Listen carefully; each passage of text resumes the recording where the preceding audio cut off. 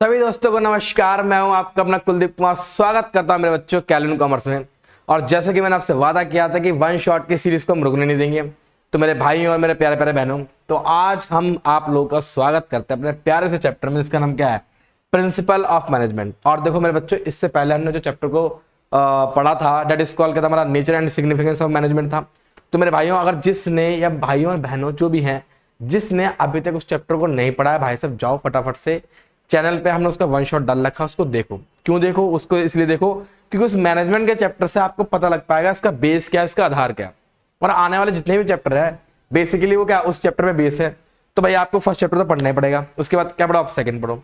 तो आज हम लोग बात करेंगे प्रिंसिपल ऑफ मैनेजमेंट। तो प्रिंसिपल्स ऑफ मैनेजमेंट को हम छोटी सी मोटे तौर पर अगर हम बातचीत कर लेना तो बहुत सिंपल चीज है, बहुत सरल चीज है।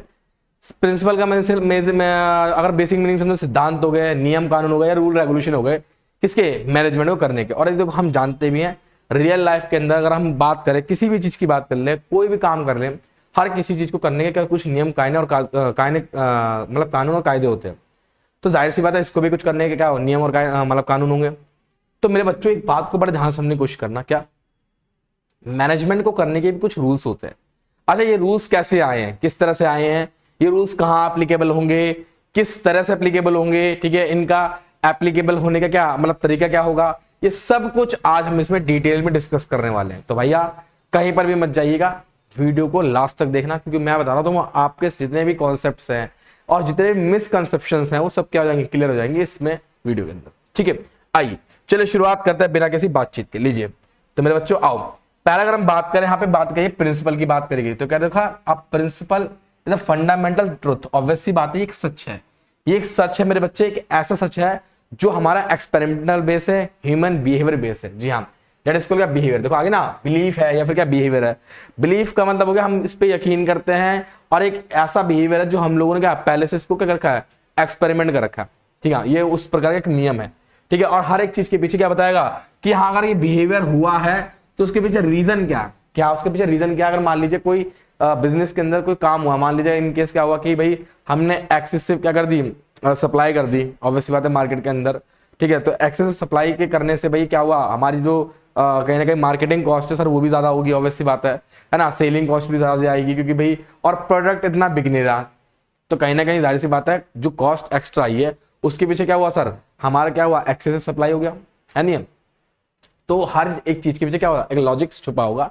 तो लॉजिक क्या बोलता है? उस बात की बात करता है कि प्रिंसिपल इज क्या फंडामेंटल ट्रुथ है, ये कैसा सच है।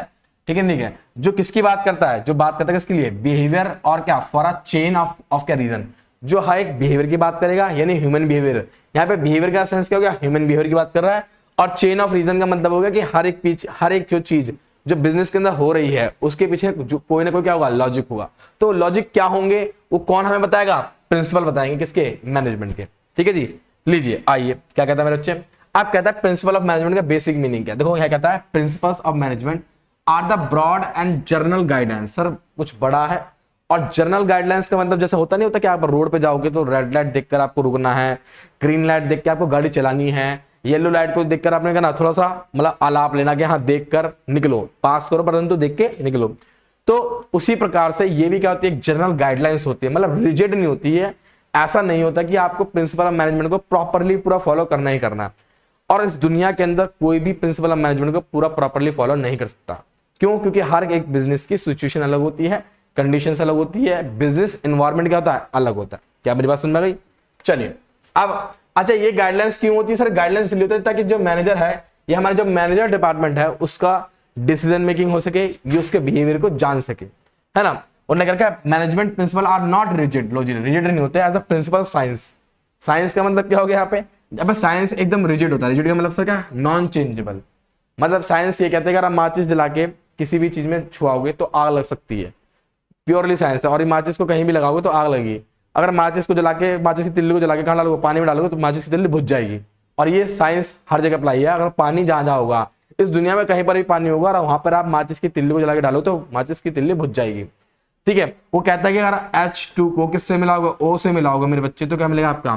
That is become H2O। क्या बनेगा बेटा? H2O। ठीक है, तो मेरे बच्चे वो इसी चीज की बात कर रहा है हमारे, वो इसी चीज की हमसे बात कर रहा है कि ये उसकी तरह रिजिड नहीं है, बेसिकली ये है, ये ह्यूमन बिहेवियर के साथ डील करता है और ये अप्लाइड होता है किसके लिए, creatively given the demand of the situation. जो भी क्रिएटिवली का मतलब क्या होता है सर, ये चेंजेबल होते हैं, जी हाँ, और जो सिचुएशन की डिमांड होगी उस हिसाब से हम लोग अपने जितने भी प्रिंसिपल्स हैं उनको अकॉर्डिंग टू आवर सिचुएशन हम क्या करेंगे, उनको चेंज कर सकते हैं। तो डेट इज कॉल्ड क्या, प्रिंसिपल ऑफ मैनेजमेंट। ठीक है, ठीक है। तो गाइडलाइंस है, ठीक है, आज जैसे आपके पेपर का इंस्ट्रक्शन होता है कि किसी बच्चे को चीटिंग नहीं करनी, लेकिन आप एक जेन्युइनली एक बात सोचो, जितने बच्चे पेपर देने जाते हैं ऑलमोस्ट कोई ना कोई किसी न किसी आगे पीछे दाएं बाएं से कुछ न कुछ पूछ ही लेता है, लेकिन गाइडलाइंस क्या, गाइडलाइंस ये चीटिंग नहीं करनी। लेकिन भैया कुछ लोग होते हैं जो मानते नहीं, चीटिंग कर ही लेते हैं। तो बिजनेस में भी क्या होता है, यही होता है कि गाइडलाइंस दे देती है मैनेजर को, भैया आप इन रूल एंड इंस्ट्रक्शंस को फॉलो करना, अगर आपको इनमें से कोई भी सिचुएशन दिखती है तो आपको ये डिसीजन क्या पड़ेंगे, लेने पड़ेंगे। ठीक है, ठीक है। लेकिन ऐसा नहीं होता कि जो सिचुएशन दे रखी होती है वो एज प्रॉपरली गिवन सिचुएशन की तरह ही होती है। तो जैसे सिचुएशन चेंजेबल होती है उसी तरह क्या होंगे डिसीजन में मेरे बच्चे क्या होंगे, चेंजेबल रहेंगे। That is called principle of management. चलो आ जाओ नेक्स्ट। अब nature of principle of management. Nature of principle management का मतलब क्या है कि किस टाइप का है, सुनो ध्यान से। पहला ये universal applicability, general guidelines, practice and experimentation, flexible, behavioural, cause and effects and contingent. ठीक है जी, सॉरी।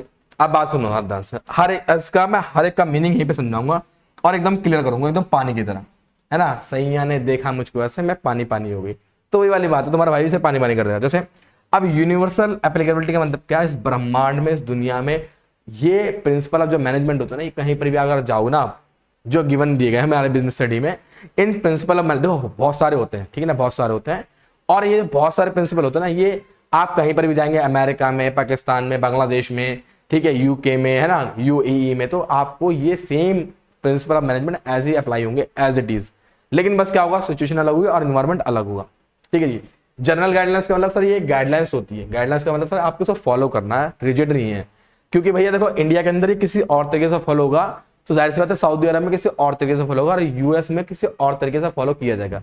फॉलोअप के तरीके अलग अलग होंगे, चेंजेबल होंगे। ठीक है, इस बात को ध्यान रखना। अच्छा नेक्स्ट मेरे क्या है, प्रैक्टिस एंड एक्सपेरिमेंटेशन। सर इसका मतलब क्या हो गया, लोगों ने इन प्रिंसिपल ऑफ मैनेजमेंट को 10 बार, जैसा होता है ना क्या भैया कि बल्ब का आविष्कार करने से पहले भाई शायद थॉमस एडिसन ने करा था मेरे ख्याल से, तो 1000 बार बहुत बार एक्सपेरिमेंट करे तब जाके उनके एक बल्ब का क्या आविष्कार हो पाया। ठीक है भैया, और बहुत सारे लोगों ने बिजली का आविष्कार किया, किसी ने इंजन का आविष्कार किया, तो इन लोगों ने कई बार क्या करें, अपने एक्सपेरिमेंट करे हैं और कई एक्सपेरिमेंट के फेल होने के बाद इनका एक क्या एक प्रॉपर रिजल्ट निकल पाया। जैसे थॉमस एडिसन का बल्ब का रिजल्ट निकल पाया ना, उसी प्रकार से हमारे इस बिजनेस स्टडी के अंदर क्या लोगों ने बहुत सारे प्रैक्टिस करी, बहुत सारे एक्सपेरिमेंट करे, तब जाके इन लोगों ने ये देखा कि हाँ 99, मैं बोला 99 बोल रहा हूं कि 99% ये काम करने पर 99% क्या आएगा, ये रिजल्ट आएगा। तो इसका मतलब क्या होगा, इसका मतलब ये हो गया कि हाँ भैया 1% क्या होगा, सिचुएशन के ऊपर डिपेंड करता है कि वो चेंजेबल हो सकता है, अदरवाइज क्या होगा, आप इस एक्सपेरिमेंट को फॉलो अप करोगे तो रिजल्ट आपको डिजायरेबल जो दे रखा होगा वो मिलेगा। ठीक है जी। फ्लेक्सिबल, जी हाँ, अकॉर्डिंग टू सिचुएशन। जी हाँ, ये मेरे बच्चे सिचुएशन के अकॉर्डिंग क्या होता है, चेंजेबल होता है। क्या बोला मैंने यहाँ पे, ये सिचुएशन के अकॉर्डिंग क्या होता है मेरे बच्चे, चेंजेबल होते हैं। ठीक है, सिचुएशन के अकॉर्डिंग चेंजेबल होता है। आप सुना बहुत ध्यान से, क्यों भैया, हर एक बिजनेस की, अब देखो एक कोल्ड ड्रिंक की बिजनेस हो, एक दारू का बिजनेस हो, एक तंबाकू का बिजनेस हो, एक फैशन शो का बिजनेस हो, है ना, एक साथ साथ एजुकेशन का बिजनेस हो, सबके अलग अलग फंडे हैं और सबके अलग अलग फंडों को ठंडा करने के लिए अलग अलग क्या होता है, तरीका अपनाना पड़ता है। ठीक है, तो इसलिए परिस्थिति के हिसाब से क्या ये चेंजेबल है। और मेनली क्या ये ह्यूमन बिहेवियर की वजह से, जी हाँ, क्योंकि काम करने वाला, एक बिजनेस के अंदर काम करने वाला जो इंसान होता है वो कौन होता है मेरे बच्चे, कौन होता है मेरे बेटा, वो होता है कि इंसान। और इंसान जो होता है बड़ा इमोशनल होता है। इमोशनल मतलब परिस्थितियों के अनुसार क्या करता है, बार बार अपने उसके इमोशंस क्या होते हैं, चेंज होते रहते हैं। जब उसके इमोशंस चेंज होते रहते हैं तो मेरे बेटे क्या होता है, साथ साथ सर जी उसकी क्या दिमाग की जो थॉट प्रोसेस है वो भी चेंज होती रहती है।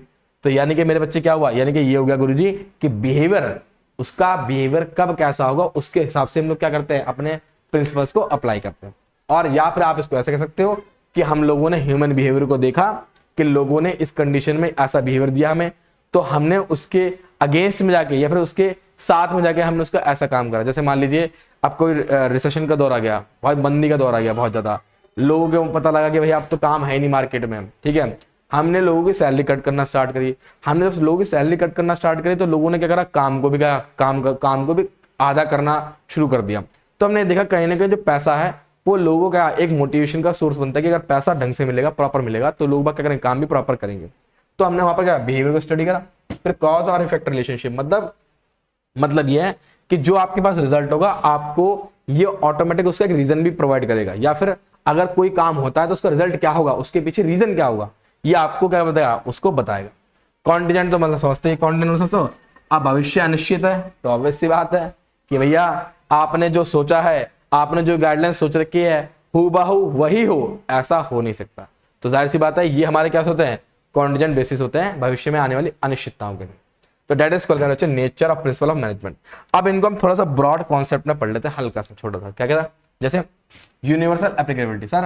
सर ये बिजनेस चाहे वो नॉन प्रॉफिट हो या फिर प्रॉफिटेबल हो, सब में ही क्या होते हैं, अप्लाई होते हैं। इसके लिए ऐसा कुछ भी नहीं कि आपको प्रॉफिटेबल बिजनेस चाहिए, नॉन प्रॉफिटेबल बिजनेस चाहिए। बिजनेस अगर वो है, अगर उसके अंदर कोई प्रोडक्शन या फिर कोई सर्विस है तो ये क्या होगा, अप्लाई होगा ही होगा, लार्ज हो चाहे स्मॉल हो। जनरल गाइडलाइंस, सर ये जनरल गाइडलाइंस किसके लिए, मैनेजर के लिए है, कि जब जब आपकी सिचुएशन, जब जब आपकी परिस्थितियां चेंज होगी तो आप क्या करोगे, इस तरीके से आप लोग क्या काम करोगे, ठीक है। They are general guidelines to action but do not provide क्या आएगा, straight solution to all manageable problems. जी हाँ, ये गाइडलाइंस है। अब ये गाइडलाइंस का मतलब क्या हो गया, गाइडलाइंस का मतलब ये हो गया कि आपको सिर्फ बताएगा, दिशा देगा। ऐसा नहीं कि आपने इसको फॉलो करा और आपको ऑन द स्पॉट रिजल्ट मिलेगा, ऐसा नहीं होता, ऐसा नहीं होता। ये सिर्फ एक जनरल के आपको गाइडलाइंस दी गई है, बताया गया, ऑफिशियल इंस्ट्रक्शन दिए गए हैं कि हाँ भैया ऐसा है कि आपको ऐसे ऐसे काम करना है, इस तरीके से काम करना है। जैसा मान लो हमने स्टूडेंट को बोला कि भैया तुम ना दिन में 6 से 7 घंटे पढ़ो, तुम्हारे 90% मार्क्स आएंगे। पर अब ऐसा कोई बच्चा जो है भाई 6 से 7 घंटे डेली पढ़ता है परंतु उसके 90% मार्क्स नहीं आ पाए, तो इसका मतलब ये कि ये डिजायरेबल रिजल्ट के लिए काम करने, मतलब काम की ओर करने के लिए एक दिशा देता है, परंतु ऐसा रिजल्ट आए ये पॉसिबल नहीं है, ठीक है। क्योंकि सिचुएशन क्या होती है, कॉम्प्लेक्स होती है, कॉम्प्लेक्स मतलब बहुत जटिल होती है और डायनेमिक होती है, क्योंकि बार बार सिचुएशन क्या होती है, चेंज होती रहती है। तो इसलिए क्या होती है, गाइडलाइंस हर सिचुएशन में क्या होती है, हाँ जी, एप्लीकेबल नहीं हो पाती। कभी कभी क्या होती है, कुछ सिचुएशन ऐसी होती है जहां पे जनरल गाइडलाइंस क्या होती है, जी हाँ, मतलब फेल हो जाती है, ठीक है जी। चलिए नेक्स्ट आ गया तो, हाँ जी, अब देखो अब आ गया था, अब आगे बोलता भाई ये तो हो गया formed by practice and experimentation. जैसे मैंने आपको बताया कि बंदे के पास जो नॉलेज थी उस नॉलेज से उसने क्या करे, एक्सपेरिमेंट करे, और कहीं ना कहीं उन एक्सपेरिमेंट से उसके पास एक्सपीरियंस आए। उन एक्सपीरियंसेस को, मतलब जैसे होता ना कि पुराने मैनेजर्स ने कुछ एक्सपेरिमेंट करे, उन मैनेजर्स ने देखा कि भाई हमारे पास ये रिजल्ट आया, उनने उसने आने वाली पीढ़ी यानी आने वाले मैनेजर्स को शेयर करा, फिर उन्होंने आने वाले मैनेजर्स को शेयर। तो इससे क्या हुआ, एक्सपीरियंस बेस, आप इसे कह सकते हो एक्सपीरियंस बेस क्या हुआ, फैक्ट्स आना स्टार्ट हो गए, ठीक है जी। नेक्स्ट फ्लेक्सिबल, जी हाँ, अब ये रिजिड तो नहीं होते, मतलब ये तो है नहीं कि मैंने आपको समझाया शुरू में क्या कि भाई जो दिया गया वही करना है। अगर परिस्थितियां बदलती हैं तो सिचुएशन बदलेगी, और सिचुएशन बदलने के साथ क्या होगा, आपका प्रिंसिपल भी क्या होगा, बदलना पड़ता है थोड़ा थोड़ा, ठीक है। ये नहीं कि पूरा बदल दो, पर थोड़ा बहुत तो बदलना जरूरी पड़ता ही पड़ता है, क्योंकि भैया ये किसके ऊपर डिपेंड करता है, परिस्थिति यानी कि सिचुएशन के ऊपर डिपेंड करता है। नेक्स्ट मेनली बिहेवियर कहता है, since the principles aim at the influencing the complex human behaviour, ठीक है, दे आर बिहेवियरल इन क्या नेचर। ऑब्वियस सी बात है सर, ये ह्यूमन बिहेवियर से क्या हुए, इन्फ्लुएंस होकर बने हैं, तो ऑब्वियस सी बात है ये हमेशा क्या होंगे, बिहेवियरल इन नेचर होंगे। क्योंकि भैया एक्सपेरिमेंट जो करा गया वो ह्यूमन के ऊपर करा गया मेनली, क्योंकि अगर कोई बिजनेस किसी दूसरे बिजनेस के साथ कर रहा है तो वहां पर जो डील हो रही है वो भी एक इंसान से हो रही है, जो हमारे यहाँ काम कर रहे हैं वो इंसान काम कर रहे हैं, जो डिसीजन ले रहे हैं वो भी क्या इंसान डिसीजन ले रहे हैं। तो अगर हम समझे मोटे मोटे तौर पर ये कैसे हैं, जी हाँ, बिहेवियरल इन क्या नेचर, ठीक है जी। आइए नेक्स्ट, अब है कॉज एंड इफेक्ट। मैंने बताया नहीं बताया कि भैया आपको इसमें पता रहेगा कि अगर सिचुएशन और रिजल्ट या फिर कॉज और क्या रिजल्ट, आपको इन दोनों के बीच में संबंध मिलेगा, वो इसमें आपको पता लग जाएगा कि हाँ भैया अगर इस प्रकार का आप काम करोगे तो आपको इस प्रकार का मिलेगा, रिजल्ट मिलेगा।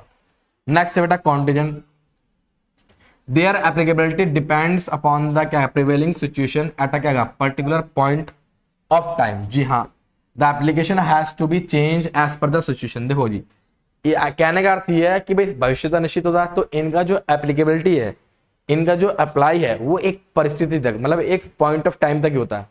और जैसे और ज्यादा चेंज हो जाए, जैसे मान लो हमने सोचा था कि भैया कि आने वाले समय में हम हमेशा अपने पास 10 CR का क्या रखेंगे, रिजर्व बचा के रखेंगे। क्या बोला मैंने?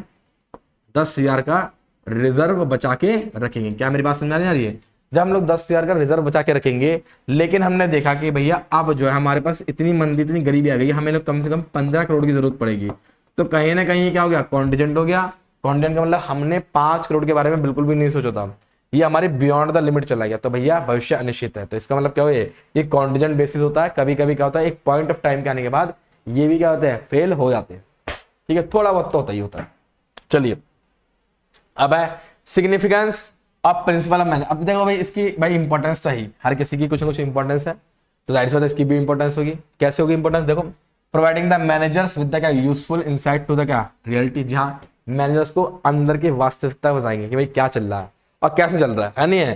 सर, ऑप्टिमम यूटिलाइजेशन ऑफ क्या रिसोर्स एंड इफेक्टिव क्या एडमिनिस्ट्रेशन। जी हाँ, इसका कहना मतलब ये है कि जो आपके पास क्या है, जो चीजें हैं, जो रिसोर्सेज है बिजनेस के अंदर, ठीक है, आप उनको क्या कर पाओगे? अच्छे से यूज कर पाओगे। साथ ही साथ अपने एडमिनिस्ट्रेशन डिपार्टमेंट को, वर्किंग डिपार्टमेंट को इफेक्टिव कर सकते हो। मेरे ख्याल से शायद मैं इसको थोड़ा एक्सप्लेन करूँ तो ज्यादा बेटर रहेगा, है ना? कैसे? जरा देखो ऐसे। अब ये हमारे यहाँ पास लिखा हो क्या कि principle of management guide managers with the useful insight to the real world. जी देखो, अभी तक आपने किताबी ज्ञान तो ले लिया था, लेकिन प्रिंसिपल आपको वास्तव में बताएंगे कि रियल वर्ल्ड की जो सिचुएशन होती है वो किस प्रकार की होती है। ठीक है, और इसीलिए क्या रखा है? These principles will improve their knowledge, ability and understanding of various manager situation and क्या सर्कमस्टेंसेस। तो भैया इसीलिए ये जो प्रिंसिपल्स होते हैं आपके अलग अलग परिस्थिति में आपकी नॉलेज को भी डेवलप करेंगे, क्योंकि जितना आप डिफरेंट सिचुएशन में अपने आप को डिसीजन मेकिंग करने में मतलब वो होता है मजबूत हो जाते हो, उतने ही आपके पास गेन ऑफ नॉलेज यानी गेन ऑफ क्या, हाँ जी, एक्सपीरियंस और बढ़ता जाएगा। ठीक है, अब ऑप्टिमम यूटिलाइजेशन ऑफ रिसोर्स का मतलब क्या है? भाई कंपनी के पास लिमिटेड रिसोर्स होता है, तो अगर हम इन प्रिंसिपल्स ऑफ मैनेजमेंट का यानी कि इन गाइडलाइंस को अगर ढंग से फॉलो करेंगे तो लिमिटेड रिसोर्स का भी हम लोग क्या कर सकते हैं? ज्यादा से ज्यादा, हाँ मैक्सिमम से मैक्सिमम भाई पूरा यूज कर सकते हैं और अपने प्रोडक्शन को, एडमिनिस्ट्रेशन को, दोनों को इफेक्टिव बना सकते हैं। ठीक है जी, चलिए नेक्स्ट। अब साइंटिफिक डिसीजन। साइंटिफिक डिसीजन का मतलब यह है कि भैया आपके पास there must be a fact होगा, आपके पास सच्चाई होगी, थॉटफुल एंड जस्टिफाइबल इन का टर्म ऑफ का इंटेंट पर्पस। ठीक है, management principle must be timely, realistic and subject to the क्या measurement and evaluation. Principle are free from क्या बायस एंड प्रेजुडिस। सर जी कहने का मतलब ये, किसी से पहली बात तो ये कि ये किसी के पर्सनल बेस से बायस नहीं होता है, यानी कि किसी और के लिए अलग है, किसी और के लिए अलग है। साइंटिफिक डिसीजन का मतलब होता है कि हमें जो डिसीजन लेना है वो ऐसा डिसीजन होना चाहिए जो लॉजिकली हो। लॉजिकली समझते हो, जिसको हम लोग कर सकते हो। जैसे अब कोरोना काल आया, तो कोरोना काल के अंदर क्या हुआ? सब लोगों को, बंदों को क्या करना पड़ा कि भाई अपने कुछ डिपार्टमेंट्स को, ऑलमोस्ट सभी लोगों ने 50% स्टाफ अपना निकाल दिया, है ना यार। और बहुत से लोगों ने अपना 50% स्टाफ निकाल दिया क्योंकि देने के लिए सैलरी नहीं थी। लेकिन कुछ कंपनीज ऐसी थी, मान लो टाटा की बात करें, टाटा ने अपने किसी बंदे को फायर नहीं किया था, या फिर उन्हें अडानी की बात कर ले तो अडानी ने अपने किसी बंदे को फायर नहीं किया था, है नहीं। लेकिन एक बात बताओ, क्या एक छोटा बिजनेस अपने सारे 100% एम्प्लॉय को लेके चल सकता था? वो नहीं लेके चल सकता था। क्यों नहीं लेके चल सकता था? क्योंकि उसके पास इतना सरप्लस ऑफ फंड नहीं था। ये that is called realistic, that is called scientific. मतलब भैया कि हमें इमोशनली होकर कोई डिसीजन नहीं लेना, हमें ऐसा डिसीजन लेना है जो हमारे बिजनेस के लिए बहुत ही क्या हो, बेनिफिशियल हो और रियलिटी में उसको हम अप्लाई भी कर सकते हो। That is called scientific. अच्छा, meeting the changing environmental requirement. हाँ जी हाँ सर, कहने का मतलब क्या है कि management principle are effective and dynamic. जी हाँ, इफेक्टिव होता है, डायनेमिक होता है, and thus has the organisation to meet the changing requirement of क्या इन्वायरमेंट। देखो जी, जाहिर सी बात है, मैनेजमेंट ऑफ प्रिंसिपल सर कैसे होता है? डायनेमिक होता है, ठीक है ना, इफेक्टिव भी होता है। इसीलिए बदलते वातावरण में ये एक बिजनेस को एक ऐसा बेस, एक ऐसी नींव देते हैं कि अगर मान लीजिए बिजनेस इन्वायरमेंट में कोई चेंज हुआ तो कोई दिक्कत नहीं है। प्रिंसिपल कहता है आप मुझे भी चेंज कर लो, थोड़ा सा सिचुएशन के हिसाब से बदल जाओ। तो वही तो समझाने की बोलता है कि प्रिंसिपल भी क्या है? डायनेमिक है। वो भी क्या होते हैं? बदलते रहते हैं। किसके लिए? परिस्थिति के हिसाब से। तो इसीलिए तो उन्होंने बोला क्या? नॉट रिजिड, इसलिए उन्हें नॉट रिजिड कहा गया। नेक्स्ट कहता है फुलफिलिंग क्या आएगा? Social responsibility. अब उन्होंने क्या रखा? Due to increase awareness of the public forces all companies are required to fulfil का सोशल रिस्पॉन्सिबिलिटी। अब देखो एक बात ये, सबसे बड़ी खास बात ये क्या, इसका महत्व है कि सोशल रिस्पॉन्सिबिलिटी में फुलफिल करनी है। ऐसा नहीं कि सामने वाले के एस्टेसिव कर दो, ऐसा नहीं कि सामने वाले से उसको चूज कर रख लो, उसकी सारी चीजों को निचोड़ लो, ऐसा नहीं है। उससे कहना यह है कि principles of management not only help in achieving organisational goals but also guide the manager in performing the social responsibility. उनका कहने का अर्थ ये है सिर्फ बिजनेस के गोल ही पूरा नहीं करने, हमें समाज के लिए भी कुछ करना, क्योंकि हमारे पास जो रिसोर्स आई है, हमारे पास जो एम्प्लॉयज हैं, हमारे पास जो भी रॉ मटेरियल किससे सोसाइटी से ही आया, तो जाहिर सी बात है सोसाइटी के लिए हमें कुछ बेनिफिशियल करना, जैसे इंफ्रास्ट्रक्चर, जैसे स्कूलिंग करना, जैसे एनजीओ बनाना, ये सब भी क्या था इसके अंदर शामिल होता है ना। अगला कहता है management training education and research. ठीक है, ठीक है। अब उनका कहना है कि management principle are the core, ठीक है, कोर ऑफ मैनेजमेंट, ठीक है, and are helpful in increasing the knowledge. ठीक है, मैनेजमेंट सुनना से principle are the core of क्या मैनेजमेंट। जी हाँ, मैनेजमेंट प्रिंसिपल जो कोर मतलब केंद्र बिंदु है। अगर हम एक मैनेजमेंट की बात करें तो उसका केंद्र बिंदु क्या है, उसका प्रिंसिपल यानी कि सिद्धांत। उन रूल्स के बिना, उन गाइडलाइंस के बिना मैनेजमेंट का कोई रोल है ही नहीं। अगर आप गाइडलाइंस को हटा दो तो मैनेजमेंट एकदम जीरो हो जाएगा। तो भैया आपको सिद्धांतों के अकॉर्डिंग तो मैनेजमेंट बनाना पड़ेगा।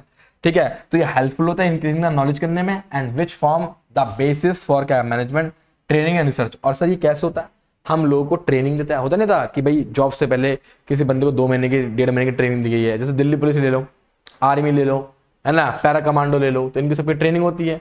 तो एक तरह से क्या होता है, ट्रेनिंग भी करते हैं, रिसर्च भी करते हैं, क्योंकि ट्रेनिंग करते करते बहुत बारी क्या होता है, हमें नए नए आइडिया मिल पाते हैं, नए नए कॉन्सेप्ट मिल पाते हैं, नए नए चीजें बिल्डअप हो पाती है।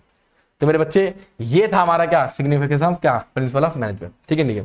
तो बच्चों अब थोड़ा देख आगे कुछ है क्या, हाँ अब मेरी बात को ध्यान सुनो सब बच्चे, क्या कि भैया अब हम लोग क्या करेंगे, इसको अगली क्लास में कंटिन्यू करेंगे।